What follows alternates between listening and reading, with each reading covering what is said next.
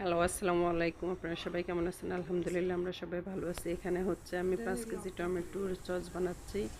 এখানে টমেটো সুন্দর করে ধুয়ে তারপরে হচ্ছে কেটে এখানে পরিমাণ মতো শুকনা মরিচ, রসুন এগুলা দিয়ে আমি সিদ্ধ বসিয়ে দিলাম।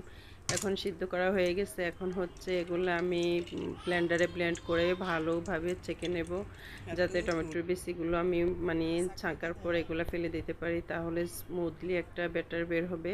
তো এই যে এখানে ছাঁকার পর আমার এরকম এই এই যে টমেটোর বিচিগুলো দেখতে পাচ্ছেন, এগুলো ফেলে দেওয়ার পর এখন হচ্ছে আবার চুলার মধ্যে বসিয়ে দিয়েছি পরিমাণ মতো চিনি, একটু গরম মশলার গুঁড়ো, একটু গোলমরিচ গুঁড়ো, স্বাদ মতো লবণ দিয়ে এখন হচ্ছে আমি এগুলাকে ভালো করে জাল করে নেব। আমার কিছুক্ষণ জাল করা হয়ে গেলে একটু ঘন হয়ে আসলে এখন দিয়ে দেব হচ্ছে সিরকা। সিরকা দেওয়ার পর হচ্ছে আমি একটু পানির সাথে মিশিয়ে একটু কর্নফ্লাওয়ার গুলিয়ে তারপরে দিয়ে দেব। তারপরে হয়ে যাবে আমাদের টমেটো সস।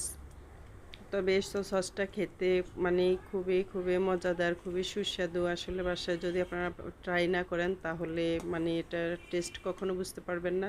এই যে আমার মানে সসটা ঘন হয়ে আসছে, দেখতেই পাচ্ছেন।